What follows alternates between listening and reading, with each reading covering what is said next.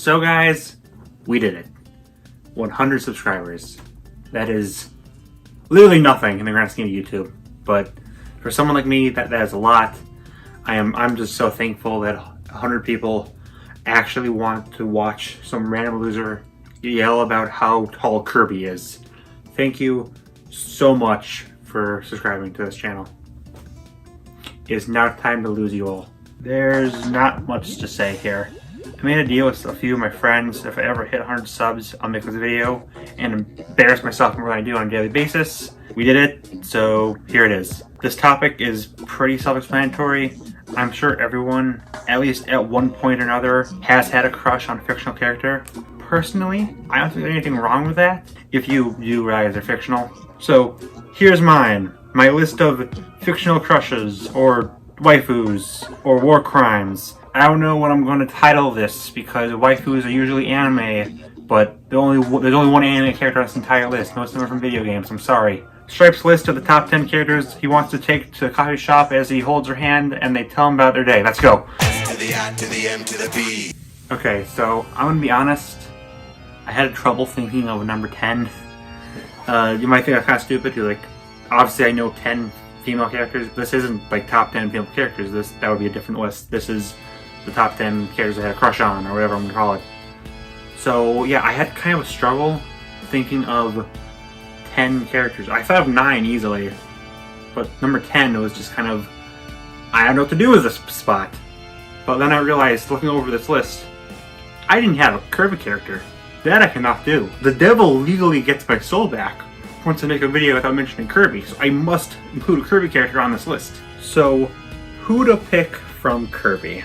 There's not much to pick from. Drossia, she's a giant eyeball. Ew. Sectonia, I'm not that hip, sorry. Adeline. FBI, open up! Come on, this one should be easy. This is the same franchise that gave us King Deity, the pinnacle of male sexuality.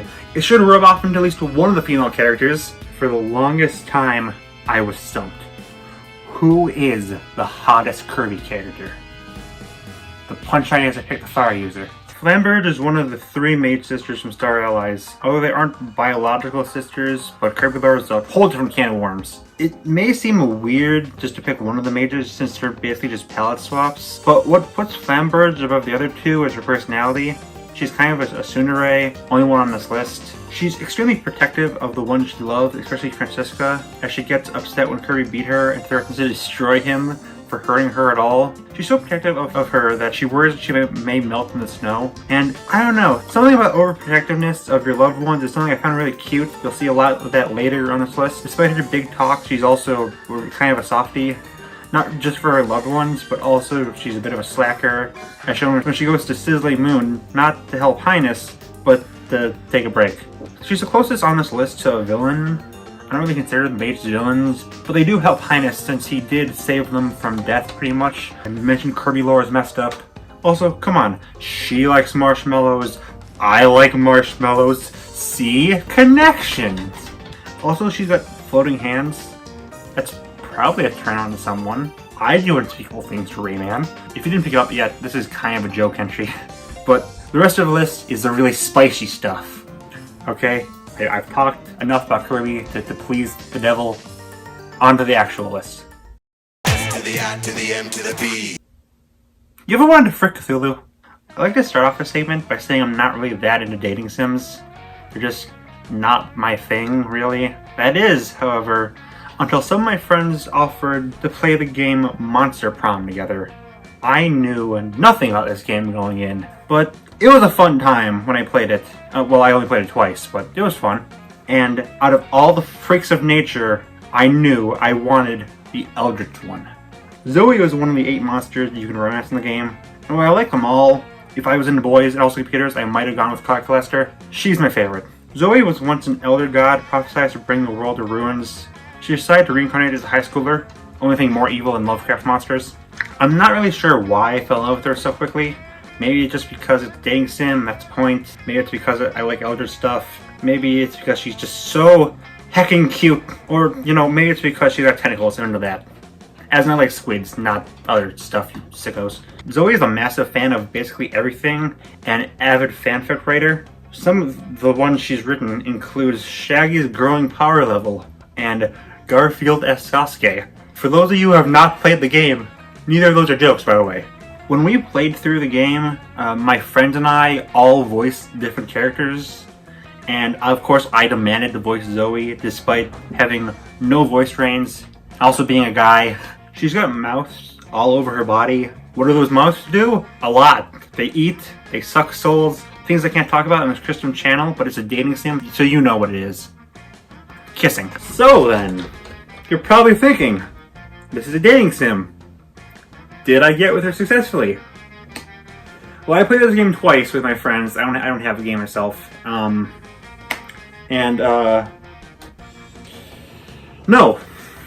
No, I did not get with Zoe either time. The first time, she said she was interested, but shut me down because, and I quote, "Our names together don't make a good ship name." She then proceeded to marry Jim Davis.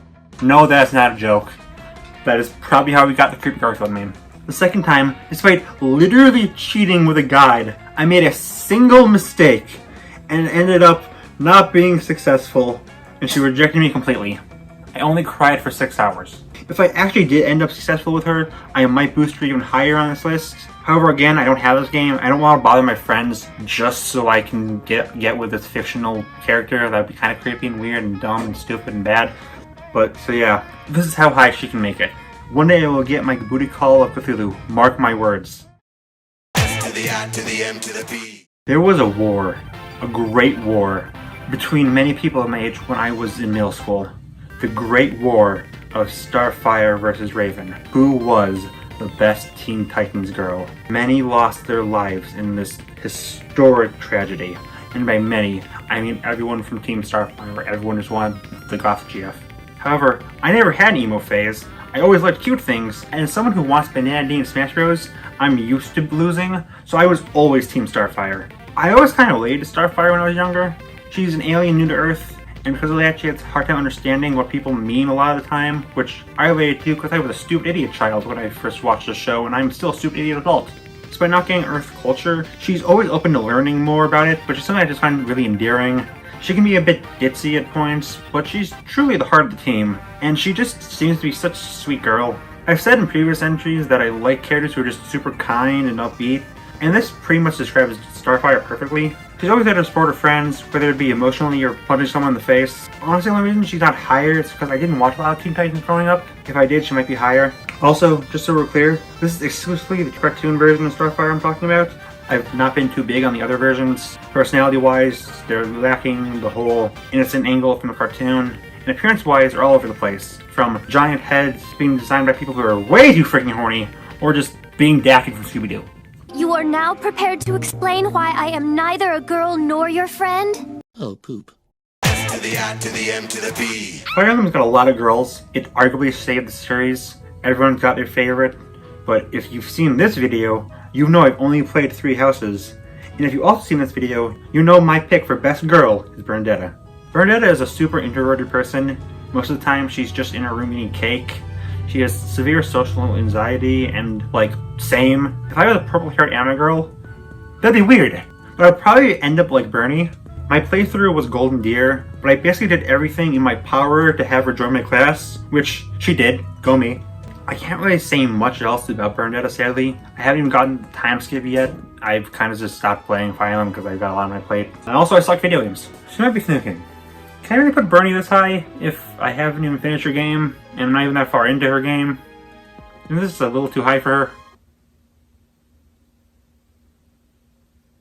S to the I to the M to the P. I recently fell into anime over the past year or so, though I'm nowhere near weeb status. I'm sure if most people made a list like this, it'd primarily be characters from anime. For someone new to anime, I don't know if anything really stuck with me waifu-wise. I mean, like, I like characters, but I'm not big enough on them to put them on this list. However, the anime that got me to fall in this rabbit hole, My Hero Academia, has a fair amount of characters that I considered. I like a lot of these characters, but I can only pick one, so let's go with Nejire Heidu. Nejire, or as her hero name is, Nejire-chan, very creative name there, is one of the big 3 students of My Hero Academia, alongside Emo Boy and Miss Octopus Hands, and Volpe Tintum from other 3. While Najiri is considered one of the best of students of her time, she's also very much a free spirit, always very bubbly and outgoing, almost to an airheaded degree. She's kind of similar to Starfire in that regard now that I think about it. Despite being kind of ditzy, she's in no way stupid, and she's always open to learning more. As seen when she basically freaks out over finding out all of Class 1A's quirks. She sadly hasn't appeared much, only making brief appearances in Season 4. That's the newest season at the time I write this. But she definitely made an impression for the brief time I've known her. Also drills. Drills are very important. S to the I to the M to the P. One day, we will get a sequel to Kid Icarus Uprising. And that day, I will be happy. This feels like a kind of basic pick, but like, come on, try to argue with Palutena making this high. Palutena comes off as a giant tease throughout the game, mocking Pidle Block, but it's quite obvious that she does truly care for him, almost like a mother. Whole mix of playful banter and genuine care is what puts her on here. Palutena just seems like a great person to hang around. Definitely someone I'd like to make a conversation with. She just seems fun.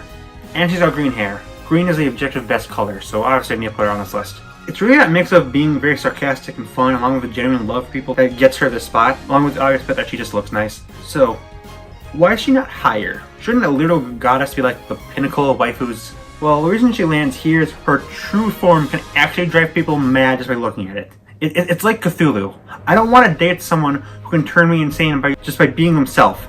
That is not a healthy thing in a relationship. Besides that, though, she's pretty much a top tier waifu, as she's a top tier character in Smash.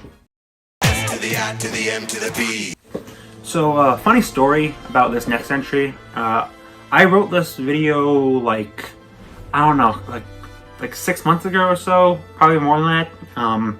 I was once really embarrassed about putting this character on this list, but then a certain game came out, and I realized, wow, everyone's degenerate. And so what character is that? It's a fish. So, is there a fish version of a furry? Does liking Mipha make me that? I hate myself already. Please don't answer either of those questions. Listen, Mipha is just hecking adorable, okay? She's much like Starfire. I've been comparing a lot with Starfire, haven't I? She's super kind to everyone, especially her brother Sidon and Link, who she has a huge crush on. She even tells him that once they beat Ganon, she wants to spend time with him, like they did when they were young. And Jesus Christ, I think I had a heart attack for that scene. That's so freaking adorable. Part of the reason I love Mipha is that we just see her connecting to Link when they were young, which really connects to us as well. That's probably a big reason why most of these characters are from video games, because you can very easily put yourself into the role of a playable character.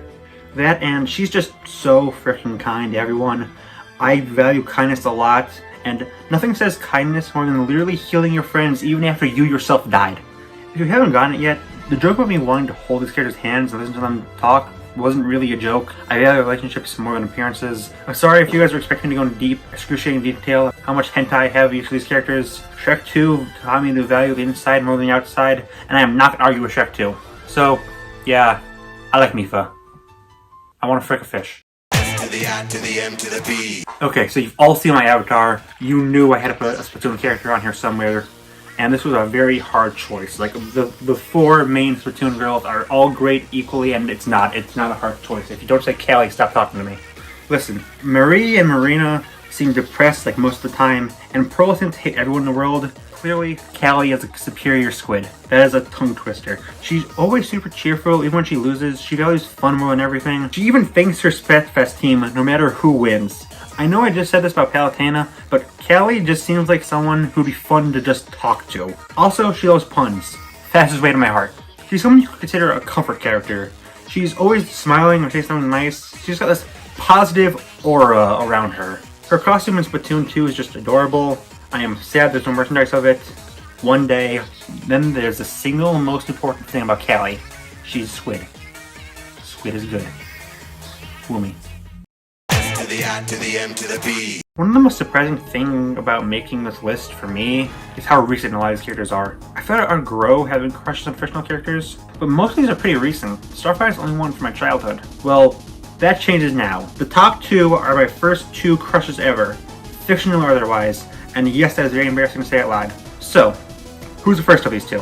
Probably noticed a pattern of me liking characters who are extremely kind, almost motherly, but still have a sense of humor to them, and that describes Cynthia to a T. Cynthia in the games she appeared in is always looking out for the player, helping them what she can, and urging them to become stronger. And finding out this nice woman is not only the champion, but arguably the single strongest trainer in the entire series, that was great. Beating Cynthia when I was 8 years old is when Stripe finally became a man. The anime also helped me a lot with my love of Cynthia. For the most part, she's the same, still very supportive, yet also very strong. But she's revealed to be a bit of an airhead out of Pokemon battles. And she also likes ice cream. That's adorable. She also burns Alder so hard that even he proved less in it. Cynthia is half adorable, half awesome, and all amazing. I get happy every time she's brought back. I hope that she continues to appear in the future games. But as much as I love Cynthia, number one, I only go to one character. You won't know who it is, but for some reason my friends wanted me to make this video, even though it's blindingly obvious. But before we do that, I guess I do honorable mentions for these videos, so screw honorable mentions. Hey, remember number 10 with a joke entry? Why would I have honorable mentions if the 10th spot with a freaking joke entry? Number 1. S to the I to the M to the B. You already know what it is! Gee, Nintendo, why does Mr. Stripe and you get 7 entries on this list? It's Rosalina, dude. Listen, if you did not see this coming from a mile away, you have not been on this channel at all. Why was this a subscriber special? Why do my friends want this? Obviously Rosalina was going to top this list. Okay. Well, while this was obviously going to be number 1, I guess this is a good reason for me to finally say why I love Rosalina so much. She's basically running gag on my channel. I might as well tell you why I like her. Rosalina in Mario Galaxy was introduced to us as a mysterious, yet very kind and compassionate woman who watches over the Lumas as if she was their mother. Despite not doing a lot in the game, she turns into basically a goddess at the end of the game, trying to be one of the strongest characters in Mario, and wow, she is very similar to Cynthia. Huh. Okay, listen. Everything for 2007 Nintendo women who look to be in their 20s or 30s, who act very protective and kind towards a player character despite being revealed to be super strong and having blonde hair and emo haircuts is a very specific fetish. Please don't kink shame me. So, why does Rosalina make it number 1? Well, you probably know where this is going. It's her backstory. For one, she has one. Most Mario characters are pretty cut and dry. Simple personality and character, that's it. Rosalina, on the other hand, has a backstory that she finds abandoned Lumas and immediately decides to take them to its home, but she soon realizes that she's never going to see her own mother again. Despite that, she pulls herself together. She has a family. As the game moves on, her family increases.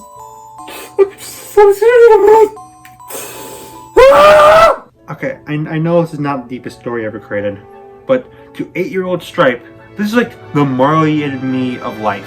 Rosalina's simple yet compelling story of finding a new family when she was only a kid and just raising these Lumas really struck chord with me. It was something I was not expecting from a Mario game, and that's probably why she's stuck with me for this long, and why she is hands down my number 1 waifu, and one of my favorite characters of all time. Came out of nowhere, but it made me love Rosalina. I couldn't think of a waifu better than her. Also, she's hot. And there we go. There is my top 10 waifus, fictional crushes, whatever I'm calling it. I don't know. I don't freaking know what my life is. Thanks for 100 subscribers. It really does mean a lot to me. Next goal is 10,000 subscribers, where I will do my top 30 favorite characters. You may or may not see some of these characters on that list. You will, honestly. But like, hey, whatever. That's not relevant. Thank you for watching this video. Thank you for subscribing to my channel. Thank you for thank you. Just thank you. Make sure you have a good day. Have a good life. Stan Rosalina. Merry Christmas. It is not Christmas, but you know what? Screw it. Make it a Christmas day. Bye.